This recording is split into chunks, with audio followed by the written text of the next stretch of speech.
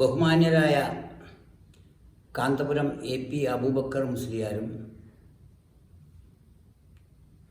MV Govindan മാസ്റ്ററും തമ്മിലൊരു സംവാദം നടക്കുന്നതായി കേൾക്കുന്നു.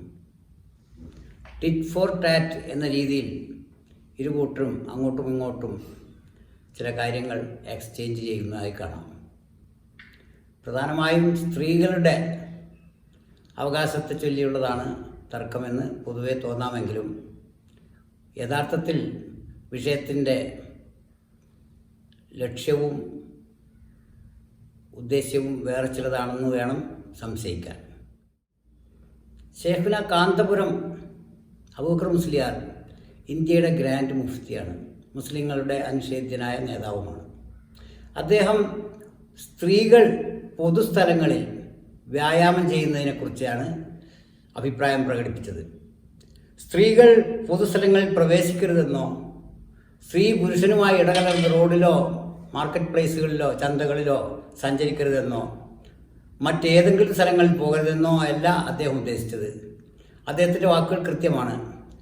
പൊതു ഇടങ്ങളിൽ അതല്ലെങ്കിൽ സ്വകാര്യ ഇടങ്ങളിൽ ആണുങ്ങളുമായി കൂടിച്ചേർന്നുകൊണ്ട് വ്യായാമത്തിൽ ഏർപ്പെടരുത് എന്നതിനെക്കുറിച്ചാണ് അദ്ദേഹം പറഞ്ഞത്. അത് അദ്ദേഹം പറഞ്ഞത് അദ്ദേഹത്തിൻ്റെ വ്യക്തിപരമായ അഭിപ്രായവുമല്ല. ഇസ്ലാമിൻ്റെ നിരവധി നിയന്ത്രണങ്ങളും വിലക്കുകളിലും പെട്ട ഒരു കാര്യം പറഞ്ഞു എന്ന് മാത്രം. പക്ഷേ അത് കേരളത്തിലെ പുരോഗമന രാഷ്ട്രീയം പ്രസംഗിക്കുന്ന പുരോഗമന രാഷ്ട്രീയക്കാരെന്ന് അവകാശപ്പെടുന്നവരെ കണക്കിലധികം പ്രകോപിച്ചിട്ടുള്ളതായിട്ടാണ് മനസ്സിലാക്കാൻ കഴിയുന്നത്. ചില പരിഷ്കരണ സ്ത്രീ സമത്വവാദികൾ ഇത് പറഞ്ഞതിൻ്റെ പേരിൽ അബൂബക്കർ മുസ്ലിയാർ അവരുകളെ കടൽക്കിഴവൻ എന്നുവരെ ആക്ഷേപിക്കുകയുണ്ടായി, വ്യക്തിപരമായി ആക്ഷേപിക്കുക വരെ ഉണ്ടായി. അദ്ദേഹം പറഞ്ഞത് ഇസ്ലാമികമായ ഒരു ചര്യയെക്കുറിച്ച്, ഒരു നിബന്ധനയെക്കുറിച്ച് മാത്രമാണ്. അതിനുവേണ്ടി അദ്ദേഹം വ്യക്തിപരമായ ആക്ഷേപങ്ങൾക്കോ മറ്റ് ഒരു അദ്ദേഹം പ്രതിനിധാനം ചെയ്യുന്ന സമുദായത്തിൻ്റെ താത്വിക വിഷയങ്ങളിലേക്കോ ആക്രമണം നടത്തേണ്ട കാര്യം ആർക്കും ഇല്ലാത്തതാണ് വാസ്തവത്തിൽ. പക്ഷേ ആളുകൾ അതല്ല ഇപ്പം നടന്നുകൊണ്ടിരിക്കുന്നത്. അത്ര ആരോഗ്യകരമായൊരു ചർച്ചയായി അത് തോന്നുന്നുമില്ല. സ്ത്രീകളുടെ പൊതുസ്ഥലങ്ങളിലെ പെരുമാറ്റത്തെക്കുറിച്ച് പോലുമല്ല വാസ്തവത്തിൽ അദ്ദേഹം പറഞ്ഞത്.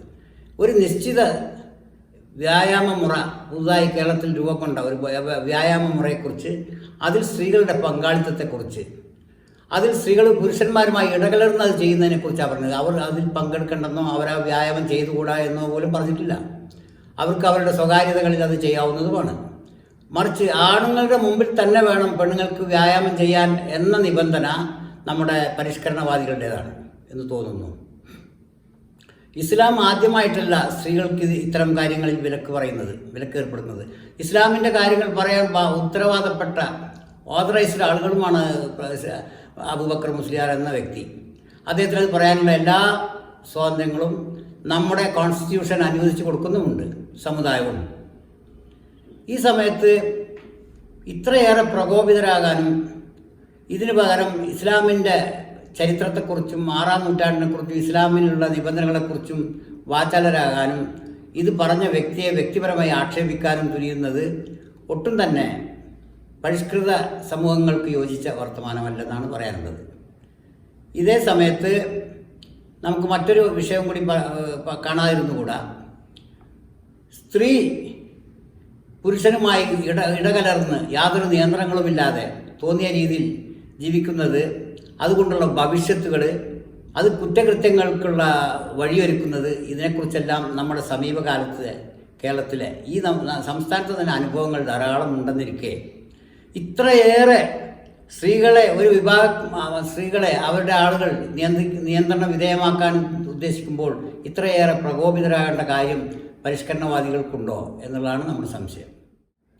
എത്രയെത്ര കുറ്റകൃത്യങ്ങളാണ് സ്ത്രീകളുടെ വഴിവിട്ട സഞ്ചാരം മൂലം അല്ലെങ്കിൽ പുരുഷന്മാരുടെ അബദ്ധ സഞ്ചാരം മൂലം കേരളത്തിൽ ഉണ്ടായിക്കൊണ്ടിരിക്കുന്നത്.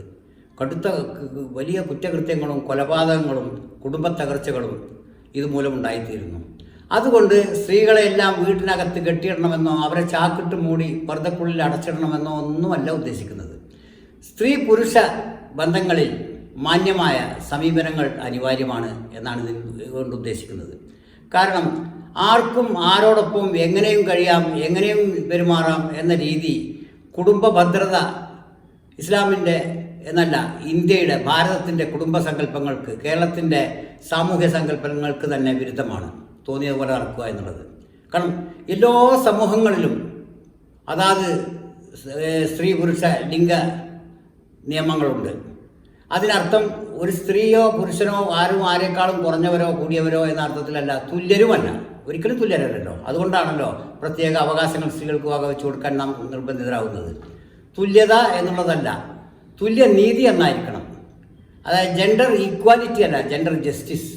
ഇത് പലതവണ പലരും പറയുന്നതായി നമുക്ക് കേൾക്കാൻ കഴിയുമെങ്കിലും പരിഷ്കൃതവാദികളെന്ന് അഭിമാനിക്കുന്ന അവകാശപ്പെടുന്ന കുറേ പേർ എപ്പോഴും സ്ത്രീകളെ കയറൂരി വിടണം, സ്ത്രീകളെ തോന്നിയമാതിരി നടക്കാൻ അനുവദിക്കണം എന്ന് പറയുകയും സ്ത്രീകൾക്ക് എന്തെങ്കിലും സംഭവിച്ചു കഴിഞ്ഞാൽ അതിനെക്കുറിച്ച് ആവരാതിപ്പെടുകയും ചെയ്യുന്നതാണ് പതിവായി കണ്ടുവരുന്ന കാഴ്ച. പക്ഷെ അതൊരു ഇരട്ടത്താപ്പല്ലേ യഥാർത്ഥത്തിൽ. ഒന്നുകിൽ നിങ്ങൾ സ്ത്രീകളെ തോന്നിയ പോലെ വിടാൻ അനുവദിക്കണം, അതുമൂലമുണ്ടാകുന്ന ഭവിഷ്യത്തുകൾ അവരോട് അനുവദിച്ചു കൊള്ളാനും സമ്മതിക്കണം, അതിനെക്കുറിച്ച് ആവരാതി പറയാൻ പാടില്ല. അല്ലെങ്കിൽ കൃത്യമായ മാനദണ്ഡങ്ങൾ, മാർഗനിർദ്ദേശങ്ങൾക്കനുസരിച്ച് വേണം സമൂഹത്തിലെ ഓരോ വ്യക്തികളും, അത് സ്ത്രീയെന്നല്ല, പുരുഷനെന്നല്ല, കുട്ടികളെന്നല്ല, മുതിർന്നവരെന്നല്ല, എല്ലാ വിഭാഗങ്ങൾക്കും അവരവരുടേതായ ചട്ടക്കൂടുകളുണ്ട്. അതിനകത്ത് ഒതുങ്ങി നിന്ന് വേണം സാമൂഹ്യ ജീവിതം നയിക്കാൻ. ഒരു സമൂഹം എന്നാൽ ഓരോ വ്യക്തികളും അവരവർക്ക് തോന്നിയ പോലെ ജീവിക്കലല്ല, ഓരോ വ്യക്തിയും മറ്റുള്ളവരുടെ സൗകര്യത്തെ കൂടെ മാനിച്ചുകൊണ്ട് ജീവിക്കലാണത്. ഒരു വ്യക്തി അവൻ്റെ സൗകര്യത്തിനനുസരിച്ച് ജീവിക്കാൻ തീരുമാനിച്ചാൽ എത്ര വ്യക്തികൾക്ക് അവൻ്റെ സൗകര്യത്തിനനുസരിച്ച് ജീവിക്കാനാവും? ദുർബലരായ, അശരണരായ, അഗതികളായ പലർക്കും ജീവിതം തന്നെ ഉണ്ടാവാം, സ്വപ്നം കാണാൻ കഴിയാത്ത അവസ്ഥ വരും. കയ്യൂക്കുള്ളവർ മാത്രം എല്ലാം ചെയ്തുകൊണ്ടിരിക്കും. അങ്ങനെയുള്ള അവസ്ഥ നമ്മുടെ രാജ്യത്തുണ്ടായിരുന്നു. 6-ാം നൂറ്റാണ്ടിന് തൊട്ട് മുമ്പും ഇപ്പോഴും തുടർന്നു വരുന്ന അനവധി കുറ്റകൃത്യങ്ങളും തെറ്റുകളും ചൂണ്ടിക്കാട്ടിയാണ് ചില പരിഹാര നിർദ്ദേശങ്ങൾ സാമൂഹ്യത്തോട് ഉത്തരവാദിത്തമുള്ളവർ നിർദ്ദേശിക്കുന്നത്. അതിന് നൂറ്റാണ്ടുകളുടെ പേര് പറഞ്ഞും പ്രത്യയശാസ്ത്രങ്ങളെ പരിഹസിച്ചും മാറ്റിക്കളയാം, നിർത്തിക്കളയാം, തടുത്തുകളയാം എന്നുള്ളത് വ്യാമോഹം മാത്രമാണ്. കാരണം പരിഷ്കൃത സമൂഹത്തിന് അവരുടേതായ നിയമാവലികളുണ്ടാവും, അവരുടെ പ്രവർത്തനങ്ങൾക്ക് നിയന്ത്രണങ്ങളുണ്ടാവും. അത് ഒരു പരിഷ്കൃത സമൂഹത്തിൻ്റെ ലക്ഷണമാണ്, അത് പ്രാകൃതത്വത്തിൻ്റെ ലക്ഷണമല്ല ഒരിക്കലും. പഴയ നൂറ്റാണ്ടുകളിൽ ഉണ്ടായ അനുഭവങ്ങളുടെ വെളിച്ചത്തിലായിരിക്കാം ഒരു പക്ഷേ ഇത്തരം നിയമങ്ങൾ പുതിയ ഈ കാലഘട്ടത്തിൽ നിർമ്മിക്കാൻ നിർബന്ധിതരായിട്ടുള്ളത് മനുഷ്യരാശി. ഓരോ അനുഭവങ്ങളിൽ നിന്നാണല്ലോ ഓരോ പാഠങ്ങൾ പഠിച്ച് ഓരോ നിയമങ്ങളും നിയന്ത്രണങ്ങളും ഉണ്ടാക്കിക്കൊണ്ടുവരുന്നത്. ആ രീതിയിൽ സ്ത്രീകളെ വിശേഷ വിഭാഗമായി കണ്ടുകൊണ്ട് അവർക്ക് പുരുഷനോളം സ്വാതന്ത്ര്യം എന്നല്ല അതിനെ വിവക്ഷിക്കുന്നത്, സ്വാതന്ത്ര്യം എന്ന് പറഞ്ഞുകൂടാ. പുരുഷൻ ചെയ്യുന്ന എല്ലാ പ്രവൃത്തിയും സ്ത്രീയും ചെയ്യണം എന്ന് പറയാൻ പറ്റില്ല. ഇരു കൂട്ടർക്കും വ്യത്യസ്ത ധർമ്മങ്ങളാണ് പ്രകൃതി തന്നെ കൽപ്പിച്ച് നൽകിയിട്ടുള്ളത് എന്നിരിക്കെ സമൂഹം എങ്ങനെ അതിനെ ഒന്നായി തീർക്കാനാവും? എത്ര അശാസ്ത്രീയവും യുക്തിരഹിതവുമാണ് ആലോചന. സ്ത്രീ അവളുടെ ഘടന കൊണ്ടും മറ്റെല്ലാ ജീവശാസ്ത്രപരമായ കാരണങ്ങൾ കൊണ്ടും പുരുഷനിൽ നിന്ന് വ്യത്യസ്തരാണ്. അവരെ സാമൂഹ്യമായി തുല്യരായി കാണാൻ ശ്രമിക്കുക എന്നുള്ളത് പ്രകൃതി വിരുദ്ധതയാണ് എന്നാണ് നമുക്ക് പറയാനുള്ളത്.